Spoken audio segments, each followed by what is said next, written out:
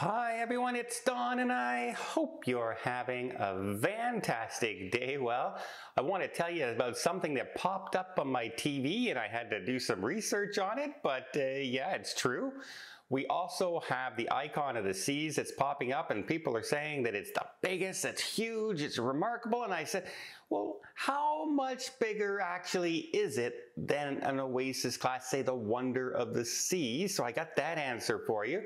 And then we also have to talk about laws that some people are discovering, and this brought on, you might have saw it in Tony's video yesterday about the lady who freaked out about the phone bill that she had, but there's other laws out there that even in the Caribbean where we go all the time, you can get arrested or in a lot of trouble. And I'll bring up a couple of them just as an example of what to know before you go on your cruise.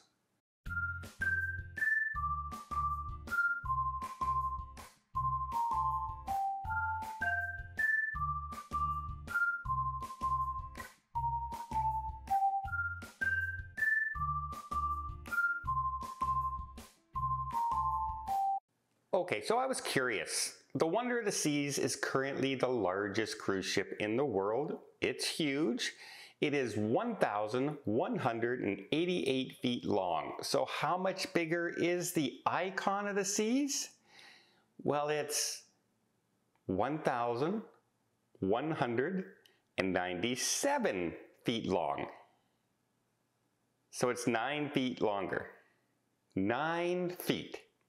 That size of ship, and it's 9 feet longer. Where it really shows its size is probably the Wonder has 18 decks, and the Icon now has 20, mostly because of the new dome that they put up where the aqua theaters are going to be.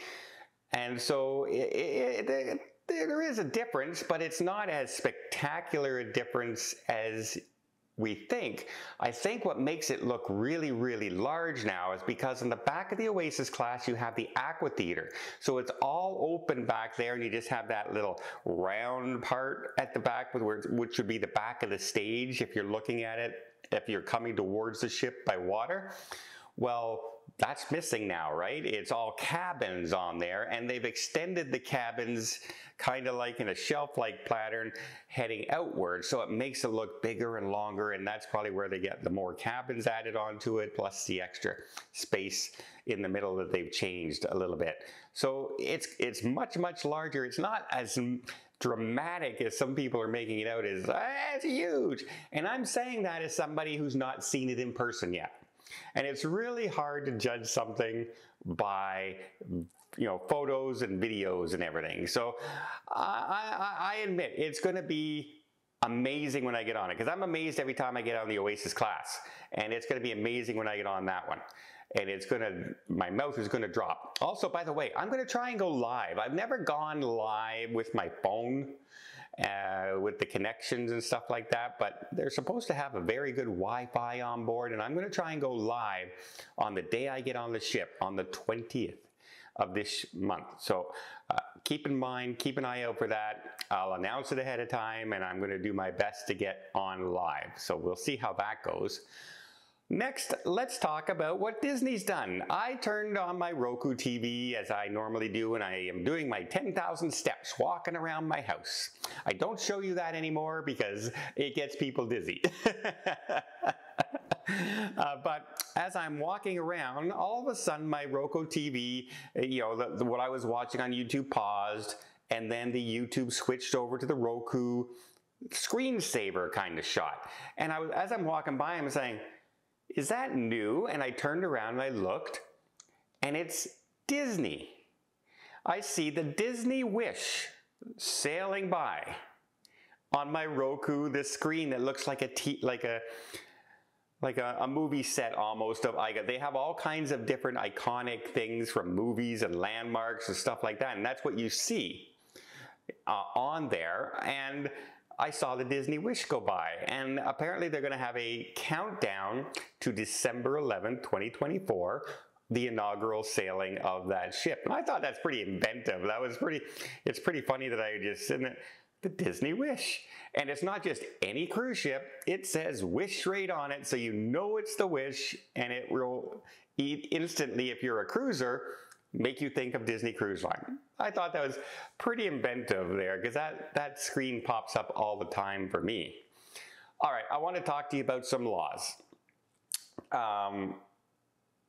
The lady who was complaining about the phone call, and we kind of saw this play out, where she had gotten on board and she had given her kids the phone, and she allowed her kids to play the game, but she didn't have her phone on, you guessed it, airplane mode, and she didn't have the internet package on board. So she didn't know what to do. And I understand if you're a new cruiser and things, you don't know, I'm on an American cruise, leaving from an American port, arriving in an American port. I'm on a ship, like a Carnival ship or Norwegian. They're North American, aren't they? They're not flagged in North America, by the way. They're not owned by North America.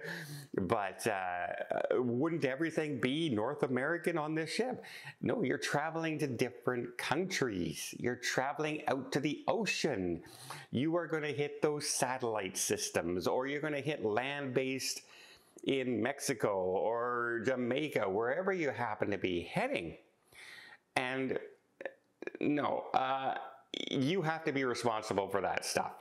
And they were very complaining, because here's exactly the quote of what the person said. I want to read it word for word. So, my complaint is this: nowhere on the ship does Carnival highlight that there will be extremely high prices for using data at sea, and exactly what that cost is. Well, that's because every phone provider has different charges for prices of data at sea. So they couldn't possibly let you know, for one thing, your exact charges for data, what they would be. So let's stop right there. Then they wrote, the reason for this is that no one will then use the service. One thing I do know is Carnival must be getting paid very, very well for this service at the expense of their customers and passengers. And they try to be as covert as possible with the pricing structure. We should be compensated. No, you shouldn't. You didn't do your due diligence. You didn't call your phone company to check where your service runs out. If you flew to Canada, do you expect your service to be the same? Why would you not check this out on, oh, by the way, I'm going to be in Jamaica, I'm going to be in Mexico, what's my data plan like? No, you didn't. And hey, once in a while, maybe watch a tip video before you go out, or check tips online, ask about it, type it into Google. Will I be charged data, in the ocean? The reason Carnival and all the cruise lines sell internet packages is so you can hook up to the Wi-Fi on your phone and don't get these expensive charges to play games on your phone when you're at sea. But yeah, I know novice people and everything, but you gotta do some due diligence. And here's some, another good example is, we have different laws in North America than other countries have. And by the way, if you break a law in a foreign country, sometimes the penalties to foreigners are much more extreme than they are to the locals. It'd be a case of, we'll let you go this time in a foreign country for a local, where they will get a fine for you and make you pay it because they want that money and you're going to disappear anyway. So, for example, in Jamaica, you cannot wear camouflage clothing of any kind. You cannot wear a camouflage skirt, camouflage shorts. You cannot wear camouflage. It's illegal. They will escort you back to the ship, or worse, they will find you and arrest you. In Mexico now, you're not allowed to vape. You're not allowed to vape in public. Did you know that one? If you walk around in Cozumel now, you will see nobody is vaping. Nobody is vaping. No locals are vaping. Well, That's because you're not allowed. So be careful if you're a vapor when you're getting off the cruise ships in Mexico. Don't vape. You're not allowed. And also, if you're going out to sea, put your phone on airplane mode, buy the internet package if you want to use your phone for Wi-Fi. Other than that, it's on us. And I get a kick out of people who ask their friends and their friends go, well, the cruise line should be responsible. Thanks, friend. Thanks for that good advice of passing the buck and not telling your friend, hey, you should have done some due diligence. You should have checked out the information for yourself. How about going to the phone website and finding out what your service is? Because no, Carnival did not put up a sign saying, hey, your T-Mobile expense data plan at sea will cost you this much per minute per hour. Your Bell Mobility in Canada, your Bell service internet fee will cost you this much for data. They didn't put that up there. They also didn't tell you that if you eat too much at the buffet, you might gain weight. They also didn't tell you if you walk out on your balcony naked, people might see you and you get a picture taken of you. They didn't tell you those things. Sometimes you find them out for yourself. Well, I hope you appreciated this little video. If you did, please give it a thumbs up. Want to see more tips, more tricks, more travel vlogs from around the world? Hit that subscribe button. Until next time, have yourself a safe and a great vacation.